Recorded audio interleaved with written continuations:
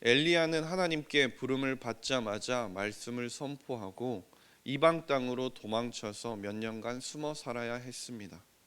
그러나 엘리야에게 있어서 그 시간들은 단순히 숨어 사는 시간이 아니라 하나님께서 자신의 필요를 채움을 경험하는 시간이었고, 하나님 앞에 기도 응답을 받는 시간이었습니다.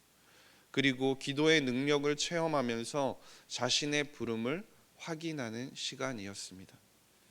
그리고 엘리야에게 숨으라고 명하셨던 하나님께서 이제는 다시 보이라고 명령을 하십니다. 땅에 비를 내리겠다라고 말씀을 하신 것입니다. 하나님의 은총의 비와 축복의 비가 다시금 내릴 것이고, 그로 인해서 기근이 끝날 것임을 하나님께서 말씀하고 있는 것입니다. 이것은 땅의 기근이 끝나는 것뿐만이 아니라 엘리야를 통해서 이제 하나님의 말씀이 기근되었고 기갈되었던 그 시대에 그것들이 모두 다 마침내 끝날 것이라는 것을 선포하는 것이기도 했습니다. 여기서 엘리야와 대화하는 첫 번째 부류의 사람이 등장을 하고 있는데요, 그는 바로 오바댜입니다. 오직 여기에서만 나오고 사라지는 인물인데요, 그러나 그는 아합과 그리고 엘리야의 갈멜산의 대결의 무대를 완벽하게 준비하고 사라지는 인물입니다. 그는 매우 독특한 위치에 있던 인물인데요, 오바댜는 아합의 국내 대신이었습니다. 그 당시 국내 대신은 왕궁과 왕실의 재산을 돌보는 사람, 그리고 가장 높은 지위를 가리켰습니다. 다윗과 솔로몬 시대에는 단순하게 왕궁과 왕실의 재산만을 관리하는 그런 사람을 가리켰지만, 이후에는 점점 그 지위가 높아져서 마침내는 왕의 다음 가는 자리, 그 땅의 총리 대신 역할 같은 것을 하는 것이 국내 대신이었습니다. 즉 오바댜는 늘 아합의 곁에서 일하는 사람이었고 아합의 최측근이었습니다. 그러나 그 오바댜의 이름의 뜻을 살펴보게 되면 그 이름의 뜻은 여호와의 종입니다. 아합이 가장 총애하며 신임하는 아합의 종이었던 그 사람이 근본적인 그의 신분은 여호와의 종이었다라는 사실입니다. 대표적으로 이세벨이 여호와의 종들을 박해하고 그들을 죽이려고 하는 그때에 오바댜는 100명이나 되는 선지자들을 동굴에 숨기고 그들을 돌봐 주었습니다. 왕실의 뜻을 거스르며 주의 선지자들의 목숨을 건져줄 뿐만 아니라 그들을 돌보았다는 사실입니다. 그리고 엘리야와의 대화를 통해서도 알 수 있듯이 그는 어려서부터 주님을 인격적으로 믿어왔습니다. 어떠한 시련이 있다고 하더라도 주님을 신실하게 믿어왔다고 엘리야에게 말하고 있는 것입니다. 그는 단순하게 마음으로만 하나님을 경외하면서 살아갔던 사람이 아니라 온몸을 다해서 하나님을 믿어왔고 그 믿음을 실천하는 사람이었다는 사실입니다. 그러나 오바댜와는 반대로 또 한 사람이 나타나는데요, 그는 바로 아합입니다. 그는 엘리야를 만나러 가는 길에 오바댜에게 샘의 근원과 모든 시내를 샅샅이 뒤지라고 명령을 합니다. 그 이유가 자신의 말과 노새에게 먹일 물을 찾기 위해서였습니다. 3년간 기근이 왔기 때문에 마르지 않은 샘이 없을 것인데도 불구하고 아합에게 있어서 지금 중요한 것은 자신의 말과 노새를 먹이는 것이었습니다. 백성들보다도 자신의 가축을 매우 아끼는 사람이라는 겁니다. 현대에도 아합 왕과 같은 모습, 그러한 모습들을 보이는 사람은 많은 것 같습니다. 하나님이 지으신 자연 만물과 환경이 나날이 파괴되어 가고 난개발과 기근과 홍수와 전염병으로 말미암아서 수많은 사람들이 고통을 당하며 살아가고 있는 이때에 여전히 어떤 사람들은 그 가운데서 더욱 부를 쌓으려고 하고 자의적으로 인생의 행복을 추구하며 살아간다는 것입니다. 만족할 수 없는 것들을 추구하고 만족할 수 없는 것들을 채워서 생수의 근원 되신 주님을 찾는 것이 아니라 물을 저축할 수 없는 웅덩이, 결코 채워지지 않는 웅덩이만 계속해서 파고 있는 사람들이 많다라는 사실입니다. 아합 왕은 엘리야를 만나서도 가관이었습니다. 그는 엘리야를 만나서 처음으로 한 말이 이스라엘을 괴롭게 한 자 너냐라고 말합니다. 아합은 현재 이스라엘을 괴롭히고 있는 모든 이 기근의 결과가, 이 기근의 책임이 엘리야에게 있다라고 돌리고 있는 것입니다. 여기서 엘리야를 가리키는 괴롭게 하는 자, 이 뜻은 직접적으로 엘리야가 이스라엘을 괴롭게 하는 것이 아니라 재앙을 가져오거나 혼란스럽게 한다라는 뜻입니다. 여호수아서에 보면 아간이 이스라엘 진영 가운데 오염물질을 가져와서 그 온 공동체를 괴롭게 하는 결과를 만든 적이 있습니다. 아합이 보기에도 아간과 같이 엘리야가 지금 잘못하였기 때문에 이스라엘 공동체에 고통을 가져왔다라고 생각을 하는 것입니다. 그가 볼 때는 엘리야가 비의 신 바알을 분노하고 자극해서 바알이 이스라엘에 비를 내리지 않아서 이 기근이, 이 고통이 시작되었다라고 생각하는 것입니다. 엘리야의 섣부른 판단으로, 섣부른 맹세로 말미암아서 이스라엘 백성들이 지금 고통을 당하고 있다고, 이 상황의 모든 책임을 엘리야에게 돌리고 있는 것입니다. 그는 자신의 죄에 대해서는 바라보지 못했고, 자신의 죄에 대해서는 무지하고 소경과 같은 모습을 보여주고 있는 것입니다. 그러나 그런 아합에게 엘리야는 단호하게 말하고 있습니다. 내가 이스라엘을 괴롭게 한 것이 아니라 당신과 당신의 아비의 집으로 말미암아 괴롭게 하였다라고 말합니다. 여호와의 명령을 버리고 바알들을 쫓았기 때문에 지금 이 결과가 나타났다라고 말하고 있는 것입니다. 엘리야는 아합이 그에게 전가한 모든 책임을 다시 그에게 돌리고 있는 것입니다. 아합과 모든 오므리의 집안이 그 기근의 책임을 져야 한다고 말씀하는 겁니다. 오므리의 범죄는 여로보암의 금송아지 우상을 섬긴 것인데, 아합은 그에 더해서 바알을 본격적으로 섬기기 시작했다라는 사실입니다. 즉 아합이 범하고 있는 범죄가 훨씬 크고 중하다라고, 심각하다고 지금 엘리야는 말하고 있는 것입니다. 그래서 엘리야는 이제 바알의 선지자들과 갈멜산에서의 대결을 제안하는데요. 그리고 이 갈멜산에서 세 번째 부류의 사람이 나오는데 그들이 바로 이스라엘 백성들입니다. 엘리야는 하나님을 대표해서 이스라엘 백성들에게 가까이 나아갔습니다. 그리고 그들에게도 가까이 나아오라고 명령을 합니다. 그러나 이스라엘 백성들은 가까이 나오지 못했습니다. 왜냐하면 그들은 여전히 두 의견 사이에서 갈팡질팡하고 있기 때문입니다. 엘리야는 이스라엘 백성들을 고발하고 도전하게 됩니다. 어느 때까지 둘 사이에서 머뭇머뭇하려느냐라고 말입니다.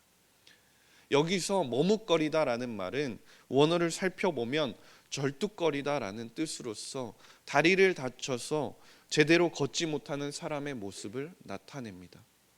그런데 여기서 이 절뚝거리다라는 단어가 제사를 통해서, 제사에서 사용이 되게 된다면 하나님께 제물을 바칠 수 없는 사람을 나타냅니다.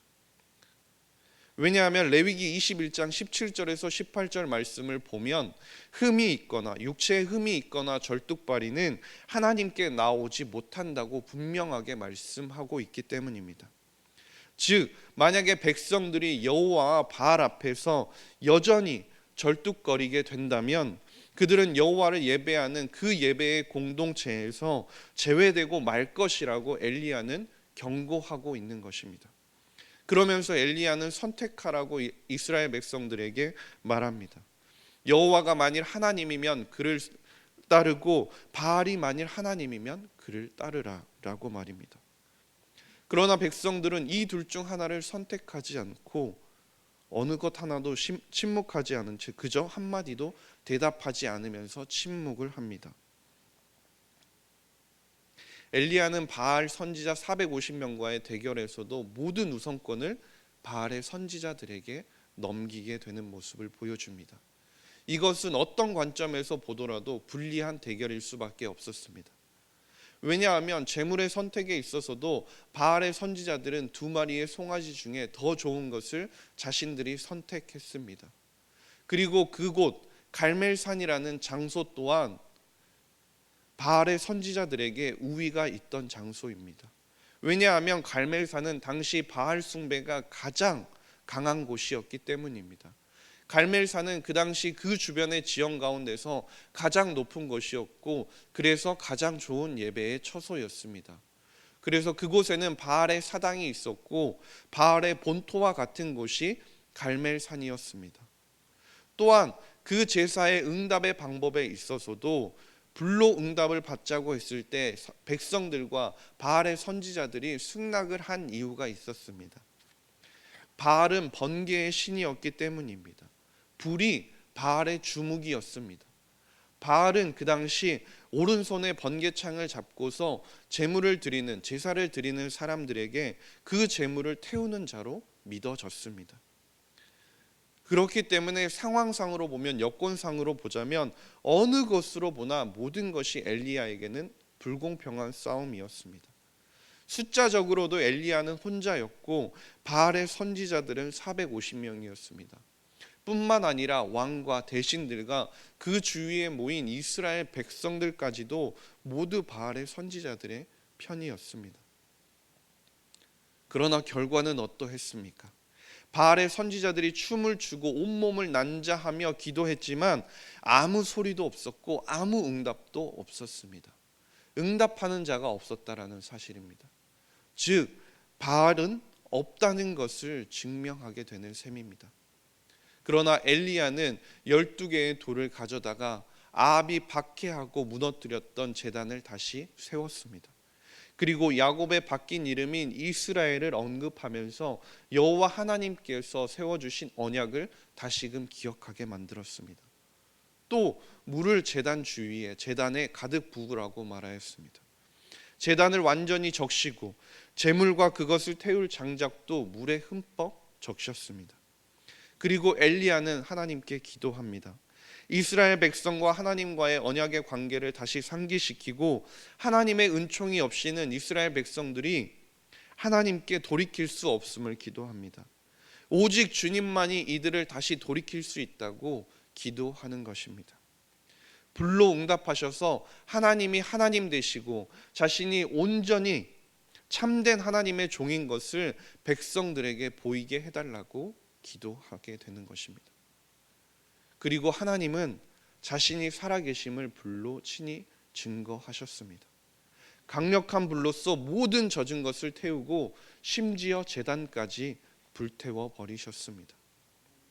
이 불로 임하신 하나님의 임재는 이스라엘 백성들의 역사 가운데서도 반복적으로 보여졌습니다.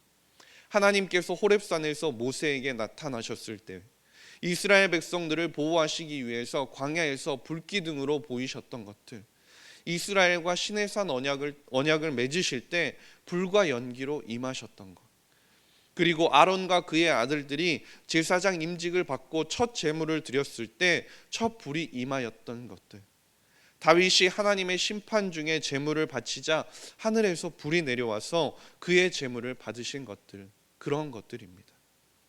그리고 이 모든 것들은 궁극적으로 성령과 불로 세례를 주실 예수 그리스도를 보여주고 있다라는 사실입니다. 하나님께서 악한 것들에게 치명상을 입히시고 자신의 백성들을 죄에서 속하기 위해서 그 제물로 자신의 독생자를 보내시겠다는 것을 보여주고 있는 것입니다. 갈멜산 사건, 그 사건의 목표는 바알을 심판하거나 바알의 패배를 보여주기 위한 것이 아니라 이스라엘이 하나님 앞으로 돌아오게 하는 은총에 있는 것입니다. 그리고 그 은총과 언약은 장차 예수 그리스도로 말미암아 최종적으로 완성되어질 것을 우리에게 보여주고 있는 것입니다. 이스라엘 백성들은 그동안 두 주인을 섬기며 살아왔습니다. 그러나 엘리야는 이제 그들에게 선택하라고 명령하고 있습니다. 여호와께서 제1계명에서 오직 하나님만을 섬기도록 명령하셨기 때문에 주님을 섬기는데 두 마음이 있을 수 없다라고 말하고 있습니다. 흔들리거나 의심하는 것은 용납되지 않는다고 말하고 있습니다. 어느 누구도 두 주인을 섬길 수 없다고 말하고 있습니다. 야고보는 두 마음을 품는 자는 아무것도 얻지 못할 것이라고 분명히 말씀하였습니다. 우리의 눈에 보이는 나무와 돌로 만들어진 것만이 우상이 아니라 우리의 욕망과 돈과 권력과 지위와 안전과 관계들이 우상이 될 수 있다고 말하는 것입니다. 우리가 하나님보다 소중하게 생각하는 것, 하나님께서 우리에게 너에게 지금 소중한 것이 무엇이냐라고 질문하셨을 때 우리의 입술에서 하나님 외에 다른 대답이 나온다면 그것이 바로 우리의 우상이 될 수 있다라는 사실입니다.